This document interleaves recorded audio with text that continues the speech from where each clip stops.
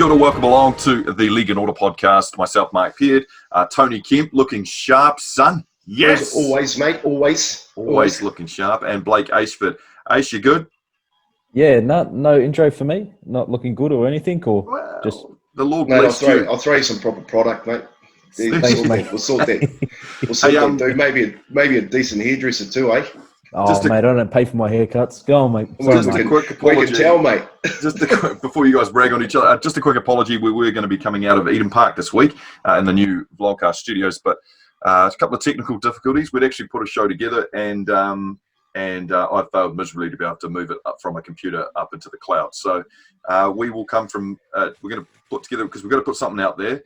This is the show that we're throwing together, but I'd like to think it's probably got more quality than the one we did out of Eden Park, boys, because there's been plenty of updates. We've actually had a game play now, and the one I wanted to touch on straight away and really quickly, Kempy, because we have a player and a person who's coached, and we have a player who's recently just retired, and now we have a situation at Brisbane where Seibold looks like he's taken a knee this week and allowed the players to run roost over trainings and how they prepare for this weekend's game. Now, a couple of things to break down here, boys. The Broncos have to win this weekend, right? Now that they've allowed the players to kind of run the trainings and how they're preparing for this game, the players come out going, right, let's rip and slaughter because we had the chance to show that we're good enough to be able to train ourselves. Mate, if you're a journalist, you're sitting there hoping that they lose because they're going to make a great story on Monday. You know, you know what I mean. Seibold's a dead man walking, mate. He can't win this one. You know, to give the players the autonomy to go and do their own thing for the week. Basically, you're just throwing yourself under the bus to say, I haven't got any answers. Hey boys, go and do your best this week. Actually, you take control of it. You know, he should have handed his contract back, mate, and he should walk out. If that's what Peter Biddell wrote in the Courier Mail, if that's true, then he should resign. As simple as that. Yeah, mate, I couldn't agree more. It's like he's waving the white flag.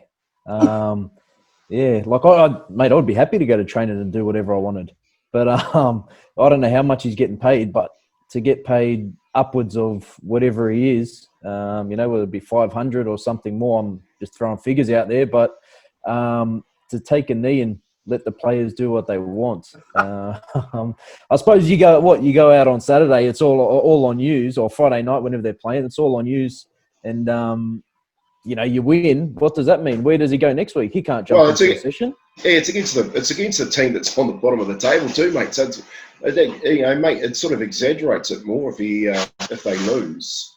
Mate, I just don't know what he's thinking. If he's thinking that Alex Glenn, give him that day off, go and play some golf and run a couple of sessions this week, fellas, and have a couple of captain's runs, mate, I bet you Dean Pay saying, fellas, they're right for the taking here. They would have done nothing. They would have done no analysis. They would have prepared properly. Mentally, they're all over the place. Let's just hang in there and wear them down and take them late like the Warriors did. So he's on a tightrope, Anthony Seibold, mate. I know that the CEO came out this week and backed their coach, but it's always the way. The CEO always says, hey, he's our man for the next 3 years. He's our man for the next 3 years. Oh, dear Mooks. Dear Mooks. It's funny too, because there is no win in this for Seibold, is there? Because you think about it. They win, everyone goes, well, what do they need you for? Look, they can win without you. And if they lose, they're like, well, where were you helping them train and getting ready for this match? Like, there is no win in this. But part of me is kind of admires to a certain extent that Seibold has gone, you know what? This is how I would like to have done it, but you boys do what you boys have to do. Like, that's even though he's on his last, like, it seems like he's on his last few steps, he still sits there and goes, okay, then you take control. Go out swinging. Don't just go out and just fucking give up. Go out and go. For sure. Yeah, I'm not going to say, because obviously every NRL team goes through this. A lot of teams do, and they train. What is it? The old train harder. It's not so much that, but teams. It's not like they're not training and not trying to win. It's just they're just in a slump. I can't remember the Broncos ever being in a slump since I started watching footy. There's been all sorts of teams go through them, but this is just the Broncos' turn. I was playing when you started watching footy, so. And that's when they first come on, mate. You're dead right. They've never been in a slump, so this is foreign land to them. Losing so many games in a row in a club with so much prestige and winning competitions, and I think it makes for great media. You know, Peter Bedell, the guy that writes for the Courier Mail, I know him, and he'll be sitting on the fence going, man, I hope they lose. I hope they lose because it's going to sell more papers on Monday, because the first thing he's going to go after is the bloke walking the tightrope. I just think he's a dead man walking, Seibold. I think he's gone. I actually don't think they may beat Canterbury, but even if they do beat Canterbury, they're just going to say, well, they're the team sitting on the bottom, mate. You know, we want you to beat a Sydney City or a Penrith, you know, or Para. And that's the thing Mark said, like, either way he's gone, because if they lose, they're like, well, you're the coach, mate. You should have been there doing stuff with them all week. If you prepped them, they might have won. Yeah, the bottom of the table, mate. The bottom of the table, you should have won. If they win, well, you weren't there, and they won without you. So, mate, he's just taking a knee, waving the white flag. I do laugh, Kempe, when you talk about your mate who's a journalist, and I always remember that it was anytime the Warriors were in these slumps or anything like this, and Ace, you were probably a part of the story. They were been writing on many slumps, mate. New Zealand Herald writers and the radio sport journalists, you could hear this all in unison going, mate, there's a new into the hands. There's a new bloke writing for the Herald at the moment. I don't know him, the guy with the glasses. I see his little picture on the Warriors thing, and you know, he's doing the old, I'm going to write really, really nice stories about the Warriors all the time. You know, he's just getting himself in the door there before he goes, rah, got ya, bastards. Now I'm going to really write some stories about you, know. So, no, they do, mate. It's interesting. I think Wayne Bennett really summed it up for me a couple of weeks ago. He said, I would have stayed there with that roster. There's nothing wrong with the roster. Man, they've got some talent up there, you know. But to see where Seibold is at the moment, I don't think Brisbane's going to put up with it. I think Paul White, the CEO, if he doesn't do something about it, I'll kick him out as well. You know, all the old boys are blowing up. You've got so many people saying you should be doing better. You've got Kevy Walters coming out of saying I'll come and help. You've got Mooks, they're trying to get back up there as an assistant coach, and I just think something has to happen. You know, the problem that he's got, Seibold, is it looks like he's actually lost the changing room. And when you say, oh, you guys go and do it yourself, well, you're basically saying, yeah, I actually admit it, I have lost the changing room. Do you think that a bit of his future might lean on whether David Fifita signs or doesn't? Because if David Fifita signs, he ain't got to sign. He ain't going to sign. Not for. They offered him $700,000. He got offered $1.2 million. Sack your manager, mate. Taking it. I'll take. Mate, I'm telling you right now, I'm taking the $1.2 million. Oh, so am I. It's not 50. It's not $50,000. It's not even $100,000. It's five. What is it? It's $500,000 more than what they're offering him. I love. That's what I'm saying. But why hasn't he signed yet? That's what I'm saying. I think it's a really smart move by David Fifita not to sign. You know, he is the marquee player of the competition. You know, he can sit there and wait till the cows come home and take every offer that comes on the table. You know why he's a sign? Because he's probably got more than one offer on the table, and he's weighing up his options. And just that the other people aren't saying anything. I wouldn't be surprised if Sydney City have thrown their weight behind a signing. Penrith, Para, you know, all these. Obviously, the ones with blokes with money. But mate, if he's got an extra 500. I'm just going to 500. Do the maths, Kempy. Jesus, it's fun to watch. CTE clanking around in your head. I signed yesterday. I signed yesterday, mate. I'll see you later, Brisbane. I'm out of here. I know what number's bigger. You can't pull the wool over my eyes. I know which number's bigger. All right, I'm just quickly touching on round 8, which has obviously just been, well, we're already into round 9 now, late recording, but 26-16, Warriors just absolutely dominate the Broncos. Like, not even in it, the Broncos. Just dominated. I love it how Aces come over too, you know, like the Tiger boys come over here now. He's a real warrior, man. Mate, I've got 2 teams. I love that, mate. I love it. Yeah, no, it was good. It was a good one. I've got 2 teams, Warriors, Tigers. Yeah, Benji's back too. Look, I'm glad the Warriors won, mate. To be honest, I thought they were the better team on the night. Yeah. Just that tit for tat going back and forth was really frustrating. But you know, Greeny stood up. I think he getting snagged off by Mark Robinson on the weekend, and basically told that he's out of here. You know, playing for a contract. decided to really lead the boys around the park, and with no Roger there too. I really like Blake Green. I think he's a champion bloke.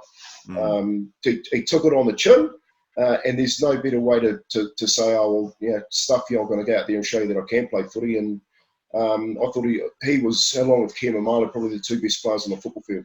Yeah, I just quickly on Greenie too, because he was interviewed during the week and he said it's disappointing to hear. You know what I mean? Like, it wasn't like he heard the news and then he went out and played. He heard the news, he was vocal about it, and then he went and performed. Which is you can't. I mean, that's the epitome of being a man, right? You hear criticism, you face it front on, and then you perform. Like, that's incredible. And I've got so much time for Blake Green. I was so happy for him. Kim Mamalo, I mean, I was guilty of actually, I'm just going to say, let's not repeat. No. Ace, this is why it hasn't been launched, mate. Exactly. This is why you got to tell him. You got to tell him, Ace. Tell him why the one from Eden Park didn't go. We were sitting there at Eden Park yesterday, and not only did Mark say that Kim Mamalo had a shocking 30 minutes of football in the first half, even though he was probably most run meters in the game, but he also has the worst footwork in the team. And if he was to play centre, he'd be too slow. And you know what? I'll give you. There was a couple of things. I did think he had a pretty weak first half, and I was vocal about it. And I was talking to people. I was talking about it. I didn't realise he'd actually made the most yards in the first half. But at the time, he just looked disinterested. But to his credit, flicked the switch and looked awesome. And the conversation about foot speed. Can I just say? We were talking about moving Kimamalo into the centres, and because we breed wingers. That's our forte. We get great wingers. We can bring in wingers from left, right, and centre, but finding a really good attacking centre. But that person, we know, how do we find that? And one day we'll actually get that podcast. We'll be able to see it. It was off. Mate, it was off the Richter, that podcast. It's good to see. It's his foot movement at the start. Like, he doesn't have quick acceleration foot movement, in my opinion. He's not the kind of guy that's going to make someone miss straight blind, mate. Someone miss. There's a full line. I can feel myself. Someone that goes through. We're about to lose this podcast as well, because I can feel myself digging into. I'm throwing a ladder in. It's so good to see you backpedal and just try and get out of stuff. Okay, speaking of something that did get lost in that podcast was your thoughts on Mark Robinson, Robbo, and how he did light a fire under a couple of players, Kemp, and you thought that was actually quite admirable and exactly what an owner should be doing. Yeah, look, I thought I explained that pretty well too in the podcast. You did, and I've lost it. With the hidey high and the hidey home type scenario. Look, I just don't think it's a holiday camp. I think Mark Robinson's come out and he's put a line in the sand and said to the guys, like, you're not just coming to work to show up and pick your money up. I want people in this club that are going to take it forward and are going to win. And just the way that Mark is, he might not articulate it the right way, but from where I was sitting last week, I thought it had the desired impact. He said, I'm going to sort this out. I'm going to talk about this player manager and you guys that are with him. You're all moving. I've got 12 guys on the roster. We're going to look at that. And Greenie, you and Gerard aren't going to be here. And the next minute, Greenie pulls out a really good game. And, it had the desired effect from a business perspective where he said, you're not working how I want you to work. I want you to pull your finger out. So I think from Robbo's side of things, a little bit of management around the articulating that conversation might help from Cameron maybe, but I just think he had the desired result. It's a little bit like when he said, he's got no personality. Like I said on previous podcasts, I think what he was meaning was, well, the club needs some personality. It needs some DNA. It needs some all-checks feel about it. How we're successful and we can build the success around what actually makes success. You know what I mean? But the way he comes out and says it, he says, it's pretty blunt. I've got to say, hey, no, he's not the bloke with the personality. You know what I mean? And sorry, Greenie, but you're not here next year. Like, yeah, maybe a little bit more empathy. Not that type of guy. You got to give it to him though. Like, he went to the camp the week of, so it happened, and then the next week he was there at the camp. So I don't know what happened in the meeting when he addressed the players and things like that. But he got up in front of them, and he's been there all week with the boys. So, mate, I don't think too many other owners would be there doing that. And I think he has got a plan in place. Just want to see it play out. And on the players front, like Greenie, we spoke about this, Tony. Like, you'd rather, like, it's a shit thing to say, oh, look, you're not wanted next year. Like, it sucks. But you'd rather know then than him keep it. And then at the end of the year say, oh, look, mate, you know, you're not wanted. And all these other deals are gone. Greeny's got 5-6 months now to sort out his future. So as much as, like you said, articulate around it, his words. But, yeah. I was talking about that too. You know, Greeny's at that age where he doesn't need a player manager. You know, we spoke about that. When you're getting to the back end of your career, you want to sort of go out on your own terms. So, you know, I don't think he needs someone like Isaac, make as much money and manipulate the NRL contracts and structures as possible as your manager. So it's sort of, I agree with you. I wouldn't have handled it as well as Greeny. I wasn't that type of bloke, you know. I would have spat the dummy and told Mark where to stick it. But you know, that's how I handled it. But yeah, Greeny handled it. Greeny handled it like a champ. And you did right. At least it gives them a chance to get a foot in the door to another club if they're looking for a bloke like that. I honestly think that what Greeny thought was, I'm going to retire in New Zealand. You know, I'm going to play the rest of my career out. You know, the comment he made where I gave everything for this club led me to believe that, you know, he thought he was going to play it out and maybe jump on the structure somewhere along down the line. But, you know, it's a funny thing, rugby league. You get a change like, you know, like a new owner comes in or a new coach. We're talking about that. You know, in 1 minute you're the flavour and the next minute you're gone. I've experienced that, you know. It's just, you just never know what's around the corner. My biggest fear is that Mark Robinson doesn't know when to take his to let someone take the reins and drive the club in the direction it needs to go to. Like, I would hate to think that he would continually be in the locker room and be in there talking, because, you know what I mean? Like, if that's the case, you're going to need a gritty head coach and even a grittier CEO who's going to be able to tell Mark, look, enough's enough, brother. Like, I love your passion and love your cash, but this is what we do for a job. And not enough cash for me, mate. Not enough cash for me. If you're Cameron George, there, you've got some internal struggles going on at the moment of how you control Mark Robinson, the owner, you know. Because it can get dangerous, right? One person being too much involved, and as much as he loves the club and we all want success for the club, if he doesn't have the right answers and he just keeps on putting his nose in where, you know, someone has actually got a vision. What do you do? Yeah, no, that's what I mean. You're going to have to hire someone who's really confident in what they're doing and tells them, mate, enough. Yeah, and that's what we talked about that with the Michael Jordan scenario, you know, how they had the good CEO and the owner, and they built the team around Michael Jordan, and everyone sort of got on and understood their roles. And I think that's really important. Here over the last sort of fortnight, we've seen a play out through the media a role that should have really been the CEO, and maybe some of the stuff being filtered through the media of the owner and what he was trying to achieve. But he's obviously got stung, you know. Like, be careful when you're talking to the media, man. Hey, man, we'll just do a chat for half an hour, you know, and they'll just cut the snippets out of what you want. And if you don't know how the media work, mate, they'll take that little 2 minutes of a 30-minute conversation and it's taken right out of context. And I just think, you know, like, personally, I think Cameron must be sitting there going, whoa, man, now how do I handle this? You know, like, how do I talk to the owner that's put all his money and life behind it? Because he's a rugby league man through and through. Yeah. And then where do I play the CEO role? You know what I mean? I think it's a real delicate situation, that one. Yeah. You're thinking we need a Jerry Krause. Oh, I don't know. I reckon I've got to give it to Georgie. Cam George has been doing a good job. I think you spoke about it the other day on the podcast that he's been putting out fires for the last 18 months. Yeah. And there's just things that keep coming out. Even this COVID thing, he was out in front trying to get the boys everything he could and get their families over and do this and do that. On the Robbo thing, I don't know whether Robbo would want someone to come and stand up to him and challenge him with ideas, or Robbo's just got his ideas set and he wants it his way. So we won't know that either, will we? We won't know that for some time. And I think it's all dependent on who gets that head coach job, that head coaching job. It's either going to be a yes man who plays out what Robbo's thought pattern is, or it's going to be someone who challenges him and says, no, mate, this is how I see it happening. Let me live by the sword and die by the sword. If it works, it works. You look like a genius because your club wins. So who would choose the head coach? Would it be Robbo and Cam George, or do we know?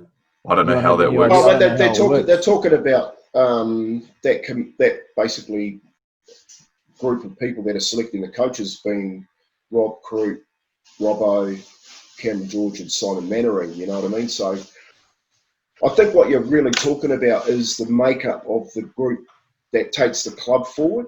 You know, it is a concern because, you know, you look at Ortex and they're so successful, you know what I mean? And they're trying to breed that success and cross-pollinate it into sport, which sometimes doesn't work. You know, sport is such a different, you know, it's not, we're not making carpet felt and shipping it over to wherever. Look at you trying to get a free plug-in on Ortex, eh? No, well, He's mate, available for sponsorship. Ortex will phone us and sponsor the show. I guarantee it. Hey, Mark, I know you're watching, Robbo. But you know what I mean? I just think that you've got to be careful that cross-pollination and wanting success too early. Like what we need is we need someone with a vision that is going to say, and hopefully Robbo and Rob Crute are thinking about this, that we're going to take a long-term view of this and we're going to build the club, you know, because I think to me, it doesn't matter who you put in there as coach next year because they don't have a backbone. Yeah. You know what I mean? They need someone to come in and they need to start with a junior structure in New Zealand and rebuild that structure so that they're feeding the club for years to come and have a 10, 20, 30-year plan. You know, there's so many change. Everyone talks about it. This is the 9th coach in 10 years or whatever. So much change at that position has really hurt us underneath in the national game of feeding kids back into to have a sustainable backbone in the club. And I think that's where the issue is. It's not who they're going to. Mate, they get Nathan Brown and maybe Wayne Bennett comes over, whatever. I think they're not going to last unless they look after that structure. Okay, here's another thing for you then, Kempy. Do you feel better knowing that the owner of the club, being Robbo, has such a connection to grassroots rugby league as well? Do you know what I mean? Like there's more of a, surely he gets it. He understands what's going on in local New Zealand rugby league scene and what needs to happen to try and create that good grass, sort of feed a club and that kind of stuff. Yeah, look, I do. I think, you know, his father, like I was saying, you know, you remember back in the 70s when I was a kid watching, you know, the likes of Kurt Sorensen and Howie Taylor play, and they had Ortex written on their shorts. You know, their father was a huge sponsor of New Zealand Rugby League, and they've grown up, he's point shed Mark through and through, and they've grown up through league. So that's not the issue. The issue is becoming, I call it becoming a fan, and starting to listen to too many people and making really poor decisions. You know what I mean? Like he needs to take the viewpoint. Personally, if I was talking to Robbo one-on-one, I'd say you need to take the viewpoint as you do with Ortex. Now you don't let Tom Smith come off the road and tell you what you need to do to make Ortex successful. You hire the right people and they go around and they make sure that you've got this group of businesses that go around and make you shitloads of money. So what happens in rugby league, and I see it all the time, is that the difference with rugby league is that it's got profile and it gives you notoriety and ego. And the ego gets out of whack, and all of a sudden you're like just making stupid decisions, you know what I mean? Because, you know, the media wants to talk to you, and before you know it, I guarantee you this is what happened. Robbo sat down with a journalist and he's talking to him for an hour or so, and then he's taking a small snippet out. Like, you don't do that in Ortex, you know what I mean? So he needs to try and work out, notoriety was that word I was trying to say. You're trying to work out how you can duplicate what he's done with Ortex without being, your ego being massaged, that you're the man in front of the cameras, and before you know it, you're crossing your roles and all that sort of stuff. So, but to me, yes, I love it that he's from the game, but please don't become a fan. You know what I mean? You're not an expert in rugby league. You need those people that are really knowledgeable beside you, because they'll give you really good knowledge to take the club forward. And there goes our sponsorship, Aish. You're not an expert in rugby league, Robbo. Mate, I'll tell you about Robbo. I've met him a few times, and he strikes me as a bloke that, you know, you have a conversation with him like this, mate. He ain't got to back down. You know, that's cool. He's a bit like me. Yeah.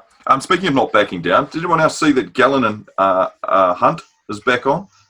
Bit of boxing. What is going on there? Now I've got a feeling that Aish, and this may be because of the Mamalo podcast, which we're calling the earlier podcast that I lost. I've got a feeling you think that Gallen has a real good chance at this because their gloves. I never said that. No, I never said he had a good chance. I just heard you putting your You did so, mate. back in him. I said if you put money on let it. me speak. I haven't yet. I probably will. But what I said was everyone's going around saying he's going to get knocked out in the first punch in the first minute and all this. And I go, mate, it's not going to be like that. There's different size gloves. Gal's fitter. Mate, I'm telling you, he can box, okay? And Mark Hunt, we know who Mark Hunt is. I reckon if he gets hit by Mark Hunt, yes, it's going to hurt.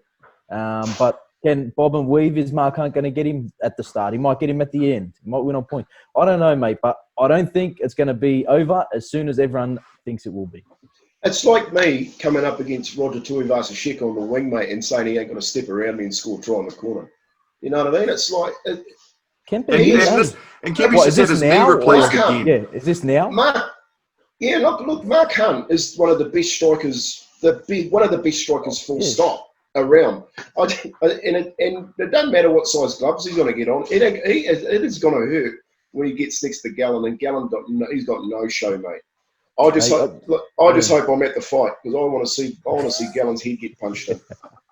Come on, Gowser. Give a show, mate. I've just backed you. You're just playing your Aussie card, mate. You're just playing your Aussie card. Put a show on. Come on, Gallen. I just think it's incredible that Gallen would even think that it's a good idea to get in the ring with someone who's made a living from knocking dudes out. Mate, he's the money. Let's just be honest here. All right, it's going to be a great payday. It will be a great payday. But if you were to step in the ring with Mark Hunt, you'd want a good payday. Oh, but the thing is, I don't know if that's Gallen's motivation, is it? Like, I actually think Gallen rates himself as he's got a, he could stay. No,